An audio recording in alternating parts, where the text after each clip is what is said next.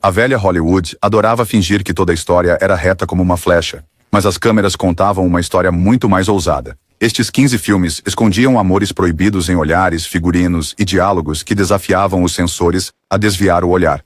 Cada segredo era uma aposta: proteger lucros, proteger estrelas ou contrabandear esperança para o público que procurava seu próprio reflexo. Incline-se, assista de perto e aperte o botão de inscrever-se para nunca perder outra revelação do passado sombrio do cinema. Rainha Cristina.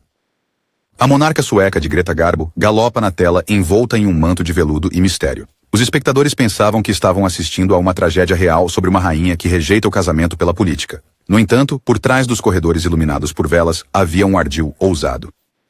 Garbo passa o rolo de abertura disfarçada em roupas masculinas, beijando sua criada na boca e depois se aconchegando em uma cama de estalagem com um enviado espanhol que ela acabou de conhecer, após insistir que compartilhassem o quarto. Em 1933, o Código de Produção de Filmes ainda não tinha mostrado suas garras afiadas, mas os executivos da MGM ainda temiam uma reação negativa. Então, o diretor Ruben Mamoulian banhou cada flerte em foco suave, deixando os olhares prolongados de Garbo falarem o não dito. O departamento de publicidade do estúdio gritou: uma história de amor para todas as idades, enquanto discretamente cortava pré-estreias fora da cidade que tornavam o subtexto muito evidente. O engano serviu a 3 propósitos: proteger as receitas de bilheteria, proteger Garbo, que era rumorada a ser bissexual, de escândalos, e passar uma narrativa sutilmente queer pelos censores regionais que já protestavam contra filmes imorais. O método era pura ilusão. Figurinos masculinos justificados pela precisão histórica, diálogos neutros em termos de gênero e tomadas de reação que cortavam antes que o desejo se tornasse explícito. O público em busca de um romance trágico via espectadores queer viam um espelho codificado. A linha comovente de Garbo, "Morrerei solteiro", ecoou muito além das paredes do palácio, sussurrando segredos para quem estivesse atento. E justo quando a intriga da corte atinge o auge, o filme a apressa para um sacrifício heterossexual, uma última manobra para sinalizar aos censores que a ordem havia sido restaurada, enquanto deixava um rastro de migalhas para os cinéfilos que sabiam ler nas entrelinhas.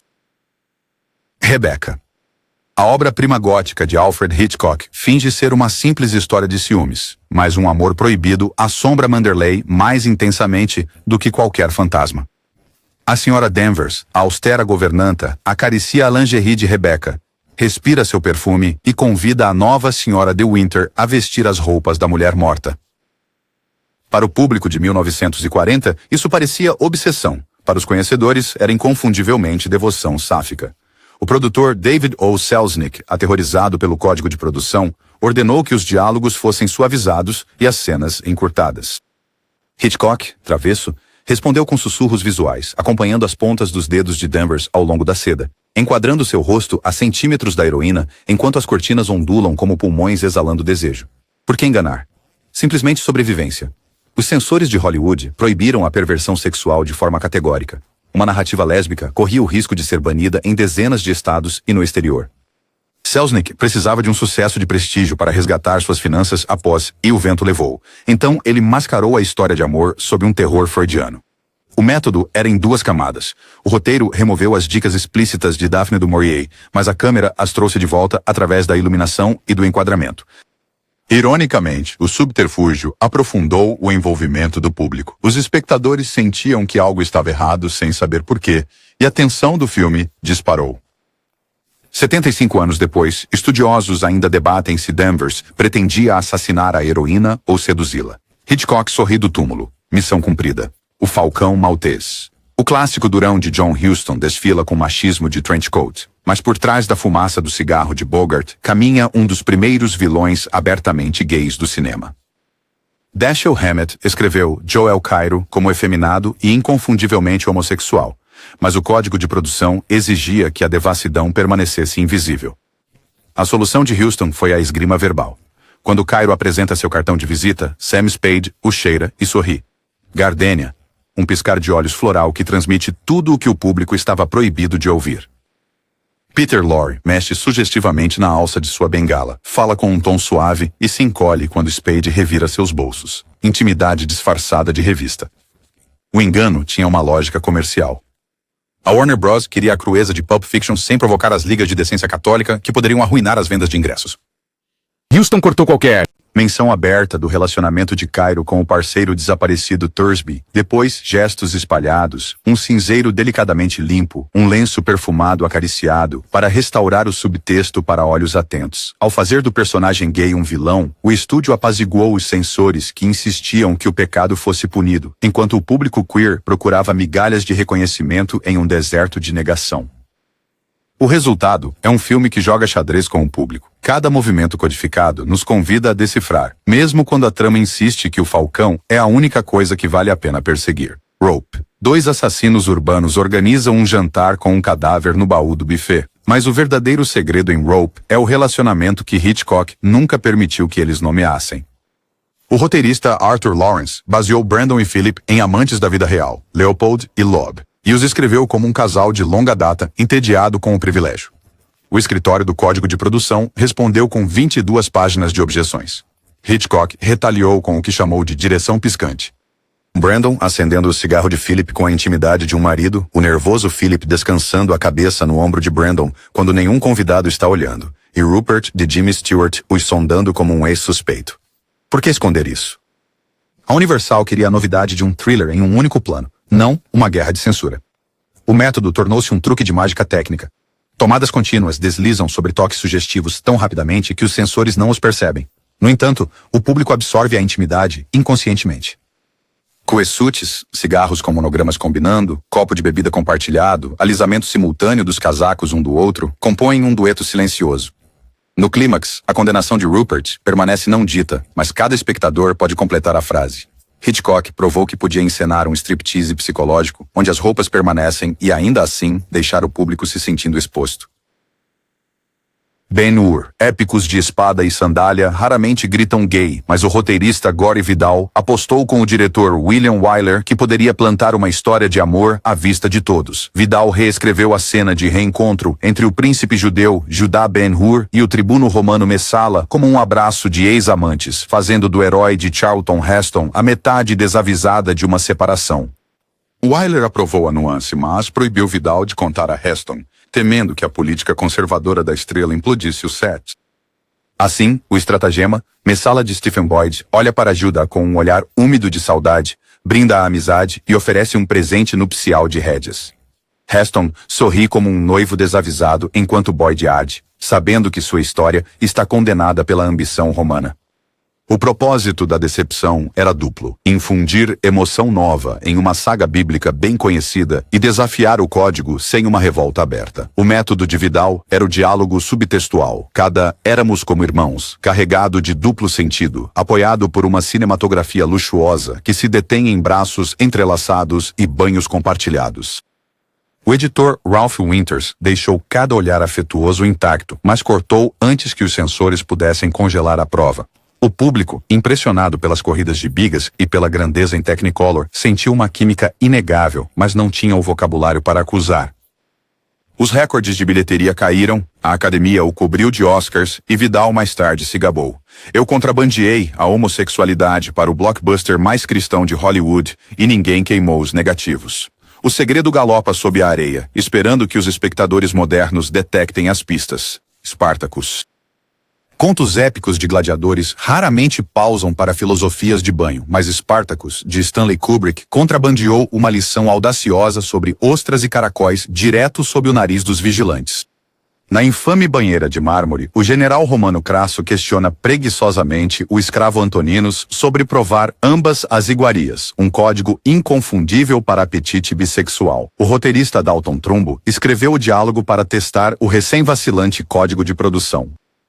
A Universal Pictures entrou em pânico e cortou a cena para as cópias do Sul, enquanto a manteve no Norte, apostando que os sensores regionais nunca comparariam os rolos. O engano serviu tanto à política quanto à arte. O protagonista, Kirk Douglas, havia contratado Trumbo, que estava na lista negra em segredo e precisava do frisson escandaloso para garantir a rentabilidade do filme e, assim, a anistia silenciosa de Hollywood para os escritores comunistas.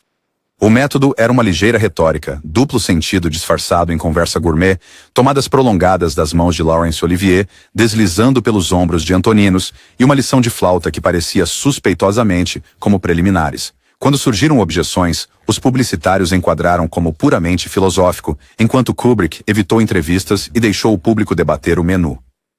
Os espectadores ávidos por subtextos saíram do cinema sussurrando que Roma caiu porque não conseguia decidir entre ostras ou caracóis, sem perceber que acabaram de testemunhar uma fuga para a representação queer e para um roteirista na lista negra na mesma banheira. Quanto mais quente, melhor. A farsa de travestismo de Billy Wilder se vende como um caos cômico, mas sob a cola de peruca e os riffs de saxofone bate um manifesto radical de desejo fluido. Joe e Jerry se escondem em uma banda só de mulheres para escapar dos gangsters, mas a farsa continua se ampliando. Joe seduz Sugar Cane como herdeiro da Shell Oil, enquanto Jerry, agora Daphne, aceita a proposta de casamento do milionário Osgood e começa a gostar alarmantemente disso. O engano foi uma libertação intencional. Wilder percebeu que o público heterossexual aceitaria qualquer coisa se viesse envolto em risadas. O drag tornou-se o cavalo de Troia. Para proteger o filme dos censores, a United Artists registrou-o como uma peça de época ambientada em 1929, distante o suficiente para travessuras atrevidas. Então, filmou em preto e branco nítido para suavizar as explosões sensuais dos figurinos de Marilyn Monroe. A gramática visual de Wilder faz o resto. Gags de espelho que mostram Joe se admirando um pouco demais, como Josephine dissolvem essas identidades trocadas no meio de um tango climático, onde Daphne esquece de sair do personagem. Quando o escritório do Código de Produção reclamou, Wilder apontou para as regras de Hays que proibiam imitação com intenção de enganar. Então argumentou com ironia que os gangsters, e não as trocas de gênero, eram as únicas fraudes reais. A piada final, ninguém é perfeito, detonou o último tabu. A felicidade não requer explicação, nem mesmo de gênero. Gata em teto de zinco quente. Tennessee Williams escreveu Brick Pollitt como um homem destruído pelo amor reprimido por seu falecido amigo de futebol Skipper. Mas a MGM temia mais o código do que qualquer maldição familiar. O diretor Richard Brooks fez um acordo secreto com Williams. Podar o diálogo explícito, mas manter cada pausa reveladora. Assim, Brick de Paul Newman manca pela mansão segurando o uísque como anestesia, rosnando para a esposa Maggie por desejos que não pode nomear. As cenas demoram nele, acariciando o troféu de Skipper, ou olhando para janelas manchadas de chuva, onde seu reflexo se duplica como um parceiro proibido. A decepção manteve o público do Sul cortejado pelo ouro das bilheterias, focado nas disputas de herança, enquanto espectadores queer sentiam o calor irradiando de cada palavra não dita. Os publicitários culpam o mal-estar de Brick na amizade intensa, mas a câmera de Brooks conta outra história. Close-ups da boca trêmula de Newman sempre que Skipper é mencionado, dois planos que prendem Brick e Big Daddy em quadros simétricos, como se ambos os homens lutassem com o mesmo segredo. O método teve sucesso comercialmente. As filas de ingressos dobravam quarteirões, mas os críticos perceberam um filme em conflito consigo mesmo. O código venceu a batalha do diálogo, Williams e Brooks venceram a guerra emocional, provando que o silêncio pode ser mais alto que a confissão quando a iluminação é apenas suficientemente dura. Rebelde sem causa. A iconografia cool de James Dean mascara um triângulo terno que o estúdio nunca ousou mapear. Jim Stark encanta Judy com uma bravata ferida, mas ele também resgata o colega solitário Plato, que o olha com devoção de olhos arregalados, agarra sua jaqueta vermelha como um cobertor de segurança e sussurra fantasias de casa dos sonhos, onde Jim faz o papel de pai e marido simultaneamente. O roteirista Stuart Stern escreveu Plato explicitamente gay. A Warner Bros. Apagou o rótulo e o diretor Nicholas Ray recarregou a verdade através da encenação. Jim e Plato em foco suave, enquanto Judy observa da periferia, com ciúmes de um vínculo que nem ela consegue decifrar. O estúdio precisava de um sucesso entre os jovens, não de uma proibição de peça moralista, então culparam os problemas de Plato na síndrome de lar desfeito, enviando um memorando explicativo para expositores nervosos. Ainda assim, o método de Ray supera a desculpa. Trocas demoradas da pistola, sombras que fundem suas silhuetas, e o clímax no planetário, onde o conforto sussurrado de Jim parece uma despedida de amante. Como Dean morreu semanas antes do lançamento, seu mito se fundiu para sempre com o anseio de Plato. O público lamentou uma estrela, mas nunca percebeu que também choraram por uma história de amor, ainda escondida naquela mansão abandonada. Gilda, o movimento de cabelo de Rita Hayworth, distraiu milhões da verdadeira corrente elétrica que passava por Gilda, a parceria obsessiva entre o dono do cassino Balin Manson e o jogador sombrio Johnny Farrell. O filme noir geralmente vende o calor da femme fatale, mas aqui a relação entre os homens é que define o termômetro. Desde o primeiro encontro, com a bochecha de Johnny acariciada ternamente pela mão enluvada de Balin, o diálogo é repleto de intimidade codificada. Balin o chama de querido, presenteia-o com uma bengala de espada de prata e o convida a compartilhar sua propriedade em Buenos Aires. Columbia Pictures, de olho nos mercados latino-americanos, mascarou a carga homoerótica ao promover Hayworth como a armadilha definitiva para homens, inundando cartazes com seu torso e editando trailers para destacar seu striptease. O diretor Charles Vidor colaborou publicamente, depois filmou tomadas privadas onde Glenn Ford e George McCready mantêm contato visual 4 tempos a mais do que o roteirizado ou trocam tragos de cigarro como beijos rituais. O propósito da enganação era triplo: contornar os sensores, elevar a tensão acima do noir padrão e criar um triângulo em que a mulher é, na verdade, a cortina de fumaça. Até o final, o duelo entre Johnny e Bellan parece menos sobre a virtude de Gilda do que uma briga de amantes que terminou em tiros. Os espectadores saíram cantarolando: "Coloque a culpa em mim", ainda sem saber que a verdadeira culpa, desejo negado, passou por eles em sombras e silhuetas. Chá e Simpatia, o melodrama gentil de Campos de Vicente Minelli, parece, à primeira vista, um conto de advertência sobre conformidade em uma escola preparatória de elite, mas ao olhar um pouco mais de perto, o filme se torna uma corda bamba sobre o maior tabu de Hollywood, a homossexualidade masculina. Tom Lee, o sensível estudante de teatro que prefere ouvir música a enfrentar exercícios de treino, é atormentado por colegas que cantam Menina Irmã. Minelli e o roteirista Robert Anderson, adaptando a própria peça da Broadway de Anderson, queriam preservar o diálogo franco do original, mas sabiam que o código de produção o cortaria. A enganação que escolheram foi o silêncio seletivo. Corte cada palavra explícita, depois preencha as lacunas com olhares carregados e uma câmera que se demora nas costas nuas de Tom, um pouco além do necessário, enquanto o treinador discursa sobre masculinidade. O motivo era a sobrevivência em 2 frentes. A MGM precisava do mercado de prestígio, especialmente nos cinemas do Sul, onde os guardiões morais ainda protestavam contra a perversão. Anderson precisava de uma adaptação fiel para que os frequentadores de teatro não boicotassem o filme como diluído. A solução foi deslocar o desejo para Laura, a esposa solitária do treinador. Ela se torna a cura de Tom, mas suas palavras finais, anos depois, quando você falar sobre isso, e você vai, seja gentil, são filmadas em foco suave, praticamente implorando ao público para substituir isso com o segredo que o código não nomeará. O filme, assim, vende a redenção heterossexual na superfície, enquanto silenciosamente acusa a própria cultura que a exigiu, deixando os espectadores assombrados pelo que a bondade realmente custa. Calamity Jane, na diligência da pradaria do musical Technicolor da Warner Bros., Doris Day canta odes à liberdade de estalar o chicote, mas por baixo das franjas está uma piscadela para uma utopia lésbica em trajes de couro. A atitude de Jane, seu juramento de que pode laçar qualquer coisa com pernas e sua vida no alojamento com a ídolo de loja de 10 centavos Kate Brown formam uma parceria doméstica alegre, até que o herói Wild Bill Hickok chega para restaurar a ordem heterossexual. A decepção é uma reversão deslumbrante. Em vez de esconder a atração pelo mesmo sexo nas sombras, o diretor David Butler a envolve em luz do sol e música, confiando que os censores descartariam qualquer homossexualidade como comédia de moleca. A Warner tinha 2 razões para se esconder à vista de todos. Primeiro, o rótulo de entretenimento familiar garantia matinês lucrativas. Segundo, o crescente mercado de adolescentes adorava as travessuras de gênero de Day. Para evitar alarmes do código, o letrista Sammy Fain escreveu duetos deliberadamente ambíguos como A Woman's Touch, onde Jane e Kate redecoram sua cabana enquanto harmonizam sobre como é maravilhoso montar uma casa juntas. A coreografia completa o disfarce. As mulheres espelham os passos uma da outra, trocam chapéus e rifles e apertam as mãos em abraços prolongados de despedida. Quando o roteiro finalmente empurra Jane em direção a Bill, a transição parece quase superficial, uma reverência obrigatória à convenção. No entanto, o público, especialmente mulheres queer, reconheceu uma fronteira onde fivelas, balas e amor não precisam de amarras. De repente, no último verão, o gótico sulista de Joseph Mankiewicz gira em torno de uma mulher ameaçada de lobotomia. Mas o verdadeiro horror é o desejo proibido que Hollywood não nomearia. Sebastian Venable, rico, invisível, já morto, convidava rapazes de praia para satisfazer seus desejos, e sua mãe pretende enterrar o segredo junto com seu corpo. Com a peça de Tennessee Williams já infame, a Columbia Pictures enfrentou um dilema: explorar o burburinho escandaloso ou enfrentar proibições em larga escala. Eles escolheram uma audaciosa enganação: contar tudo sem mostrar nada. Os censores cortaram todas as referências diretas à homossexualidade, então Mankiewicz usou a sugestão como arma. As recordações febris de Elizabeth Taylor são interrompidas por ondas quebrando e gaivotas gritando.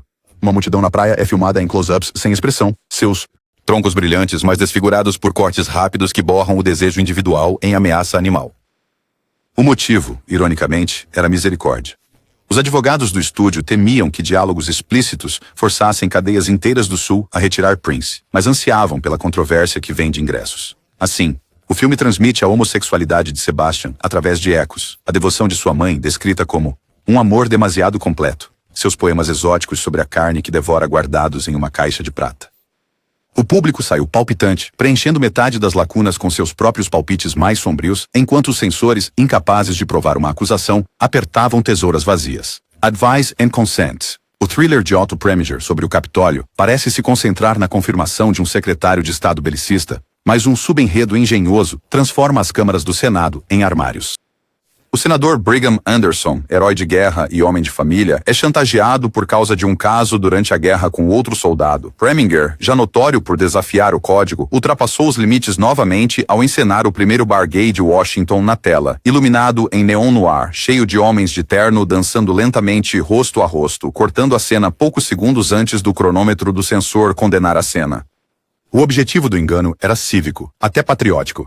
Ao incorporar a narrativa queer dentro de um procedimento sobre poder, Preminger argumentou que purgar a devassidão corrói a democracia mais do que qualquer ideologia. Para manter o filme nos cinemas, ele contou com a negação plausível. Os chantagistas falam de indiscrições, nunca de sexo. A angústia de Anderson é filmada em close-ups apertados de óculos trêmulos em vez de confissão. No entanto, cada detalhe, mãos se tocando em flashbacks de arquivo, jazz filtrando pela porta do clube, sinaliza o que o diálogo não pode. Os espectadores sentiram o romance implícito tão fortemente que o suicídio de Anderson foi visto como uma tragédia nacional, provando que o segredo não precisava de palavras para devastar. Lawrence da Arábia. A épica do deserto de David Lean se estende em grandeza de 70 milímetros, mas sob as dunas desbotadas pelo sol está um retrato de desejo ambíguo que a Colômbia nunca ousaria admitir. T.N. Lawrence, interpretado por Peter O'Toole com uma androginia luminosa, exibe-se em suas vestes brancas, deleita-se com facas árabes roçando sua pele e forma um vínculo intenso com o xerife Ali que desafia a hierarquia colonial. A enganação de Lin é menos sobre omissão e mais sobre deslocamento. O desejo homoerótico se funde com a aventura imperial até que os dois se tornem indistinguíveis. A razão era tanto estética quanto comercial. Liam acreditava que a automitologização de Lawrence surgia em parte da alienação sexual, mas a Colômbia precisava de um sucesso de bilheteria, não de um tribunal de censura. Assim, a infame cena de tortura em Derat. A carícia do beiturco Joseph Ferrer desliza do rosto de Lawrence para o peito, a câmera se move para uma tomada alta e o som de uma flauta estridente abafa o resto. Cortes para abas de tendas tremulando e Lawrence saindo cambaleando, túnica rasgada, contavam o resto para quem estivesse disposto a ler sombras. As lentes largas de Lin demoram-se em Lawrence e Ali, trocando olhares através de fogueiras tão luminosas que parecem nupciais. Ainda assim, os materiais de publicidade promoviam puro heroísmo de guerra. Décadas depois, historiadores debatem a verdadeira orientação do explorador, mas Lin transformou a questão no derradeiro miragem do cinema, sempre visível no horizonte, nunca totalmente capturada, cintilando nas ondas de calor do segredo. Das câmaras do palácio às areias do deserto, esses clássicos carregam mensagens corajosas, sob silêncio e fumaça. Seu anseio oculto mudou a forma como as histórias respiram na tela e como o público se vê. Lembre-se, cada rolo esconde outro sussurro. Inscreva-se, compartilhe e continue assistindo. Continuaremos a revelar os segredos até que as luzes da casa se acendam para você.